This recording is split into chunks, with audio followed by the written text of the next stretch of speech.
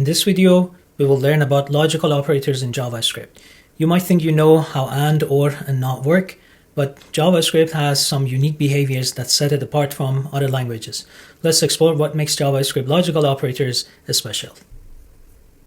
So JavaScript has three logical operators: the double ampersand for and, double pipe for or, and exclamation mark for not. This so far is very similar to other programming languages like Java and C++. Now you can use this with Boolean operands, and when you use them with Boolean operands, they work as you would expect them. So let's take a look at an example of logical operators with Booleans. So here's the case. Let's say the variable is citizen is defined to be true. The variable age is defined as 28. Now you can go and say, is citizen and age is greater than 64? Well, this part of it will be evaluated to false, and then you have true and false, and the result is false. And if you repeat the same process, you change and to or, then true or false is going to return true to you. Now I'm not going to go over showing you the table about how these logical operators work. I assume that you already know this coming from another programming language. You can also, JavaScript also behaves as if it has short circuit evaluation. So for example, here, as soon as this citizen is true, this returns true. So let's just run this for confirmation and see that it behaves as we expect it to behave. All right, so this seemingly is all good and it behaves as expected, but allow me to show you how the logical operators really work. So brace yourself. The and or logical operators, they don't really return a Boolean. That is, they don't really evaluate to true or false. What they actually doing is that they return one of their operands. If operands are Boolean, then the behavior looks normal. But if you throw non-Boolean operands at them, then strange things will start to happen. So let's start looking at the and operator more carefully and see how it behaves. When we say, let's say, some expression or some variable and another variable or expression, if the first operand can be converted to true, then the and operator will return whatever is its second operand. If that's not the case, then it will return whatever is its first operand. So let's see some examples of this. Let's run this. So through true and Ali, the string Ali, I will return the string Ali. So because the first argument can be evaluated to true, it returned the second argument. If the first argument evaluates to false, it just returns the first argument. Here's more strange things. So 5 and hello. 5 apparently can be converted to true. Now we will talk about this in the next video. And 0 looks more like false. So 0 and hello, it returned 0. Whereas 5 and hello, it returned hello. Okay, now let's take a look at what the OR operator actually does. So the OR operator says that whatever its first operand, if it can be converted to true, then return that. If not, then return the second operand. So basically, it works exactly the opposite of the AND operator. Okay, let's take a look at an example and see how this is going to behave for us. So true or Ali, the string Ali, it's going to return true. So because the first part is evaluated to true, you will return that. False or Ali, you return Ali. 0 or hello, 5 or hello, you return 5. 0 or hello, you return hello. Let's look at some other cases when it comes to short circuit behavior. Now, if you are directly returning a value, then that value is just going to be presented to you the way it is. But if one of the operands are an expression themselves, then that expression first needs to be evaluated. However, if you do short circuit behavior, then the expression may not be evaluated. So let me show you an example and then we'll see what this means. So here we start by setting x to 0. Then we go and say false and parentheses x takes the value 10. So this is an expression, right? This is an expression. So if the first operand of and is false, then this whole logical operator will return false, and it's not going to even bother to evaluate the second operand. So this expression never gets executed. So if you were going to print out x, it's going to show you the value 0. Here's another one. If I go and run or write true or parentheses x equal to 20, then what happens is that because because this is an or operator and the first argument is true, it will immediately return true, and this will still won't get executed. So let's run this and see it behaves as we expect. But let's also go and, for example, change this to and run it one more time and see now. If you say true and this expression, then what happens is that it will return this expression, and this expression itself, when it gets executed, it returns the second part of the assignment operator, result of this Boolean expression. So you get 20 printed out, and if you check the value of x, you also get 20 printed out.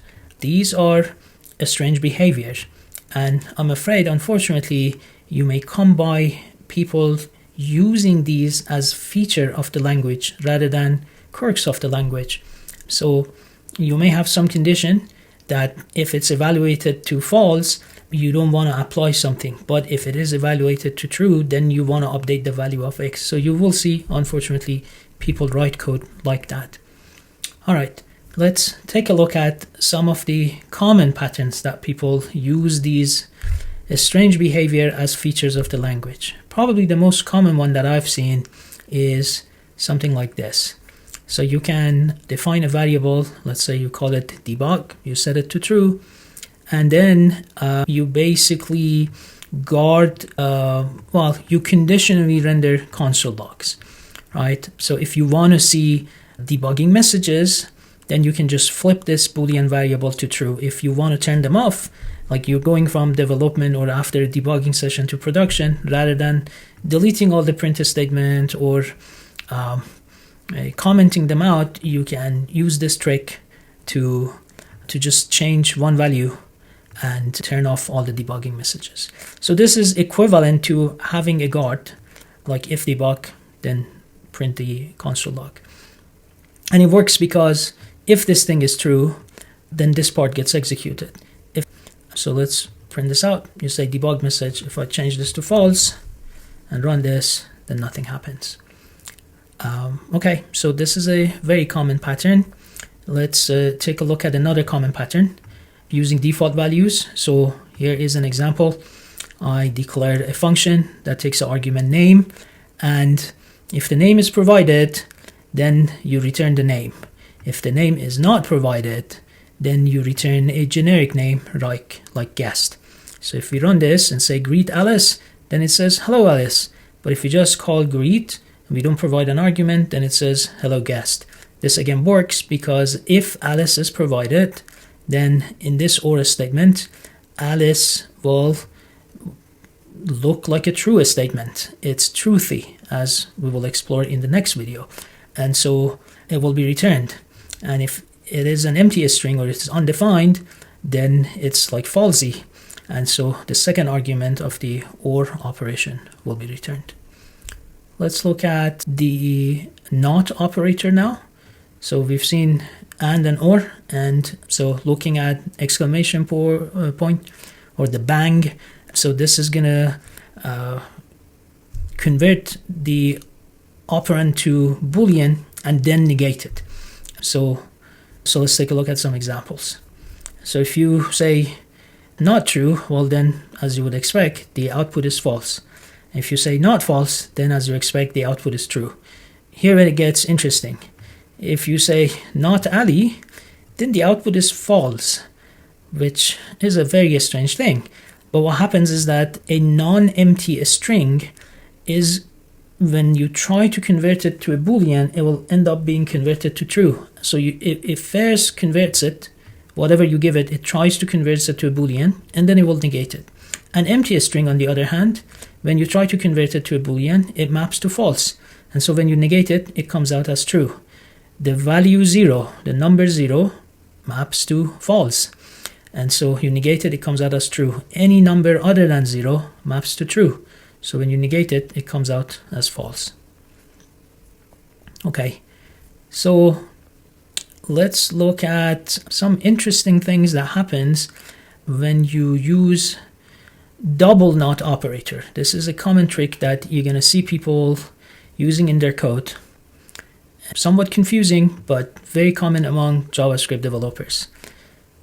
So when you write a double exclamation point, then what you get as a result of it is converting that value to a Boolean. So if I was just interested to see what would be the result of a conversion of converting this string to a Boolean, I can write code like this, because what happens is that the first exclamation point will go about evaluating this expression by converting it to a Boolean. So a non-empty string will come out as true. Then the first exclamation point, the first not operator, will negate it. The second one will negate that negation and will return it to what it was meant to be. So you run this. This is all equivalent to basically converting these values to Boolean. Make note of how null maps to false and undefined also maps to false. All right, so the key takeaway is that and or operators, what they're actually doing is that they're returning their operands, not a Boolean. If you use them with Booleans, they behave as expected. If you mix types, then what happens is that one of those operands will be converted into a Boolean, and then depending as a result of that and the operator that you're using, either that or the other operand will be returned. Both of these operators have short-circuit evaluation behavior. The not operator will always return a Boolean because it always converts its operand to a Boolean and then it will negate it. These often strange behaviors have been embraced by the JavaScript community, and you will find idiomatic JavaScript code written by embracing these behaviors and turning them into common patterns.